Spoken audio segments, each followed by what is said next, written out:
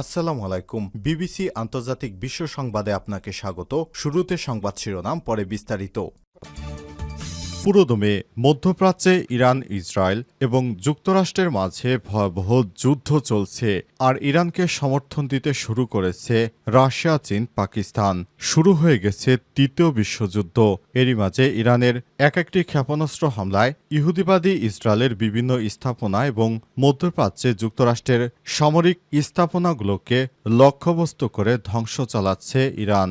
আর এরই মাঝে আমাদের হাতে এসে পৌঁছেছে এই যুদ্ধের সর্বশেষ গুরুত্বপূর্ণ সবথেকে তাজা আপডেট সংবাদ। প্রথমে আপনাদের জানাবো, কাতার এবং ইরাকে মার্কিন ঘাঁটিতে ক্ষেপণাস্ত্র হামলা চালিয়েছে ইরান। কাতার ও ইরাকে অবস্থিত মার্কিন পরিচালিত সামরিক ঘাঁটিতে ক্ষেপণাস্ত্র হামলা চালিয়েছে ইরান। এর আগে একই দিন সিরিয়ায়ও মার্কিন সামরিক ঘাঁটিতে ব্যাপক হামলা চালিয়েছে ইরান। আজ বিবিসি, আল জাজিরা, রয়টার্স এবং ইরানের প্রেস টিভি ও ইরাকের গণমাধ্যম এই খবর নিশ্চিত করেছে। আল জাজিরা জানিয়েছে, কাতারে ৬০ একর ভূমি জুড়ে মার্কিন আল উদেইদ বিমান ঘাঁটি বিস্তৃত, যেখানে একের পর এক ক্ষেপণাস্ত্র হামলা চালিয়েছে ইরান। এরপর জানাবো, মার্কিন ঘাঁটিতে হামলার পর কাতারকে যে বার্তা দিল ইরান। কাতারের দোহায় অবস্থিত মার্কিন বিমান ঘাঁটিতে ক্ষেপণাস্ত্র হামলা চালিয়েছে ইরান। হামলার পর এক বিবৃতিতে ইরানের সুপ্রিম ন্যাশনাল সিকিউরিটি কাউন্সিল বলছে, এই হামলা আমাদের ভ্রাতৃপ্রতিম দেশ কাতার এবং মহৎ জনগণের বিরুদ্ধে নয়, এগুলো শুধুমাত্র যুক্তরাষ্ট্রের ঘাঁটিকে লক্ষ্য করে হামলা। এদিকে ইরানকে সহায়তা দিতে প্রস্তুত রাশিয়া, বললেন পুতিন। এবার ইরানকে সহায়তা দিতে প্রস্তুত বলে মন্তব্য করেছেন রাশিয়ার প্রেসিডেন্ট ভ্লাদিমির পুতিন। এ সময় ইরানে মার্কিন হামলাকে অপরিচিত এবং অন্যায্য বলে আখ্যায়িত করা হয়েছে। এবারে জানাবো, ইরানের ক্ষেপণাস্ত্র হামলায় দখলদার ইসরায়েলের বিদ্যুৎ সরবরাহ বন্ধ।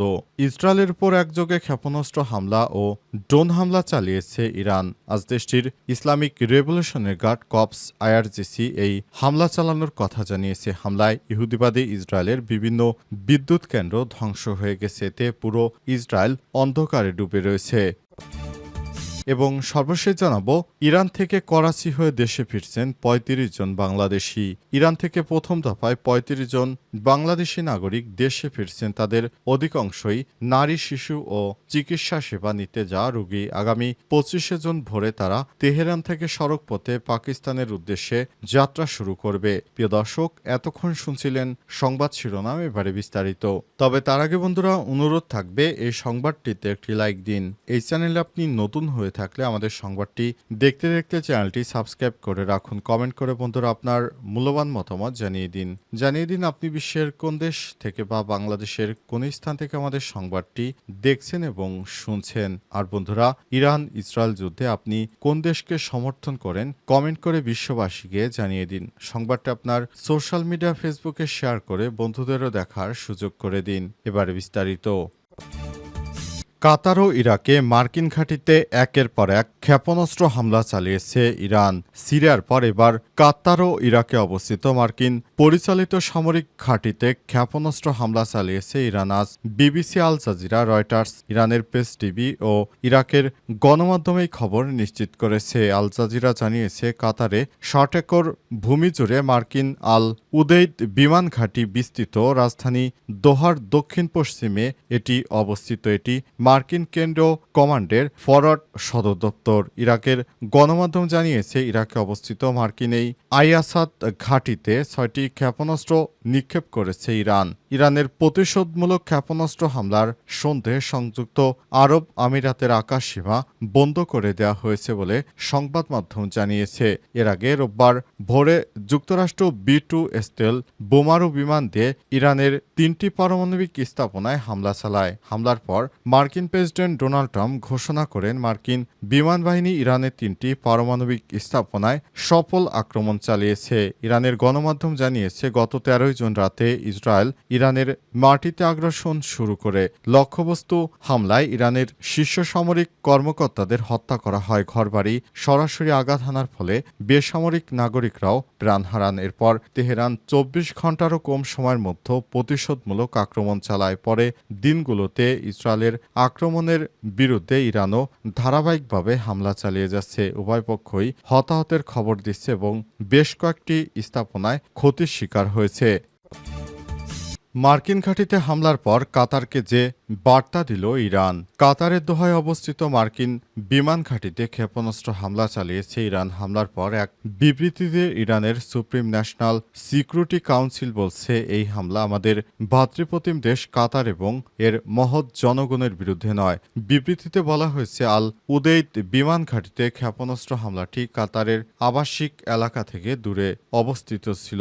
এটি সুনির্দিষ্টভাবে মার্কিন অবস্থানেই চালানো হয়েছে। সুপ্রিম কাউন্সিল বলছে, এই পদক্ষেপটি বন্ধুত্বপূর্ণ ও ভ্রাতৃপ্রতিম দেশ কাতার এবং এর মহৎ জনগণের জন্য কোনো হুমকি সৃষ্টি করে না এবং ইসলামী প্রজাতন্ত্র ইরান কাতারের সঙ্গে উষ্ণ ও ঐতিহাসিক সম্পর্ক বজায় রাখতে এবং অব্যাহত রাখতে প্রতিশ্রুতিবদ্ধ। এর আগে কাতার এই হামলাকে তার সার্বভৌমত্বের স্পষ্ট লঙ্ঘন বলে তীব্র নিন্দা জানিয়েছে। কাতারের পররাষ্ট্রমন্ত্রী জানিয়েছে, আমরা এখন ইরানে হামলা চালানোর সক্ষমতা রাখি, কারণ আমাদের আকাশসীমা ব্যবহার করে আমাদের সার্বভৌমত্ব, আমাদের দেশের ভূমিতে যে হামলা চালিয়েছে সে হামলা কোনোভাবেই মেনে নেওয়া যায় না। মার্কিন সামরিক ঘাঁটি লক্ষ্য করে একের পর এক হামলা চালিয়ে যাচ্ছে ইরান সিরিয়া, ইরাক, কাতার এর পাশাপাশি আরও বিভিন্ন যুক্তরাষ্ট্রের সামরিক ঘাঁটিতে হামলা চালাবে বলে ঘোষণা দিয়েছে। হামলার খবর শুনে ভয়ে সংযুক্ত আরব আমিরাত তাদের আকাশসীমা বন্ধ করে দিয়েছে। অবস্থায় ইরানের পক্ষ থেকে এখনো কোনো বার্তা দেওয়া হয়নি। ইরানকে সহায়তা দিতে প্রস্তুত রাশিয়া, বললেন পুতিন বৈঠকে বলেছেন, আমরা ইরানি জনগণকে সহায়তা করার জন্য চেষ্টা করছি, তবে তিনি এই সহায়তা কিভাবে হচ্ছে সে বিষয়টি বিস্তারিত কিছু জানাননি। ইরানকে সহায়তা দিতে প্রস্তুত বলে মন্তব্য করেছে রাশিয়ার প্রেসিডেন্ট ভ্লাদিমির পুতিনের সময় ইরানে মার্কিন হামলাকে অপরিচিত এবং অন্যায্য বলে আখ্যায়িত করে তিনি দাবি করেছেন, ইহুদিবাদী ইসরায়েল যেভাবে হামলা করেছে সেটি কোনোভাবেই মানা যায় না। আজ ইরানের পররাষ্ট্রমন্ত্রী সৈয়দ আব্বাস আরাগচির সঙ্গে বৈঠক করে এমন মন্তব্য করেছেন পুতিন। তবে ঘনিষ্ঠ মিত্র ইরানকে তিনি কোনো ধরনের প্রত্যক্ষ সহযোগিতার প্রতিশ্রুতি দেননি। রাশিয়া ইরানের অন্যতম প্রধান মিত্র হলেও যুক্তরাষ্ট্র ইরানের পারমাণবিক স্থাপনা হামলা চালানোর পরেও মস্কো এখনও প্রকাশ্যে তেমন কড়া অবস্থান নেয়নি। বৈঠকের শুরুর পরই টেলিভিশনে সম্প্রচারিত বক্তব্যে পুতিন বলেছেন, ইরানের বিরুদ্ধে এই একতরফা আগ্রাসন পুরোপুরি অপরিচিত এবং অন্যায্য।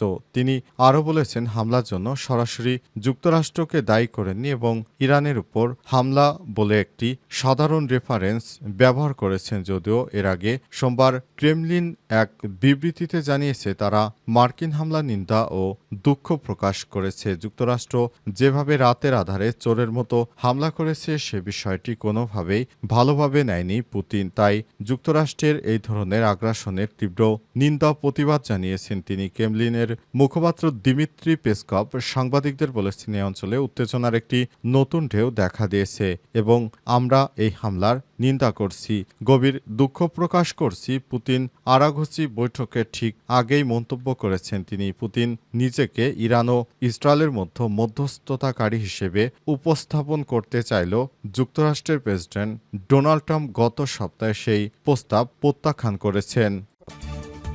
ইরান থেকে করাচি হয়ে দেশে ফিরছেন ৩৫ জন বাংলাদেশি। ইরান থেকে প্রথম দফায় ৩৫ জন বাংলাদেশি নাগরিক দেশে ফিরেছেন। তাদের অধিকাংশই নারী ও শিশু। চিকিৎসা সেবা নিতে যাওয়া রোগী। আগামী ২৫শে জুন ভোরে তারা তেহরান থেকে সড়কপথে পাকিস্তানের উদ্দেশ্যে যাত্রা করবেন। আজ গণমাধ্যমকে বিষয়টি নিশ্চিত করেছে পররাষ্ট্র মন্ত্রণালয়ের এক কর্মকর্তা। তিনি জানান, এই বাংলাদেশিরা ইরান বেলুচিস্তানের তাপ্তান সীমান্ত হয়ে পাকিস্তানে প্রবেশ করবেন। এরপর তারা করাচি হয়ে দুবাই ট্রানজিট নিয়ে ঢাকায় পৌঁছাবেন। করাচি থেকে দুবাই ছাড়াও অন্যান্য বিকল্প রুটও বিবেচনায় রাখা হচ্ছে। পররাষ্ট্র মন্ত্রণালয় সূত্র জানায়, ইরান থেকে দেশে ফেরার আগ্রহ জানিয়ে ইতিমধ্যে ৯৪ জন বাংলাদেশি তেহরানে বাংলাদেশি দূতাবাসে নিবন্ধন করেছেন। তাদের ধাপে ধাপে দেশে ফিরে আনা হবে। ইরানে বর্তমানে প্রায় ২,০০০ বাংলাদেশি অবস্থান করছেন। এর মধ্যে তেহরানে রয়েছে প্রায় ৪০০ জন। দেশটিতে তালিকাভুক্ত বাংলাদেশির সংখ্যা ৬৭২ ৭২ জন, যাদের মতো শিক্ষার্থী ৬৬ জন। দেশে ফিরতে আগ্রহী সকল বাংলাদেশিকে দ্রুত নাম ঠিকানা প্রয়োজনীয় তথ্য তেহরানস্থ বাংলাদেশ দূতাবাসে রেজিস্ট্রেশন করার আহ্বান জানিয়েছে পররাষ্ট্র মন্ত্রণালয়। এ লক্ষ্যে যে কোনো তথ্য ও সহায়তার জন্য নিচের হটলাইন নম্বরগুলোতে যোগাযোগ করতে বলা হয়েছে। বাংলাদেশ দূতাবাস তেহরান হটলাইন +9899 085 77368, আরেকটি হচ্ছে +989 122065745। পররাষ্ট্র মন্ত্রণালয় ঢাকা হটলাইন +88 01712 012847। এই নম্বরে যোগাযোগ করে আপনারা বাংলাদেশের পররাষ্ট্র মন্ত্রণালয়ের সঙ্গে কথা বলতে পারবেন এবং যোগাযোগ করতে পারবেন।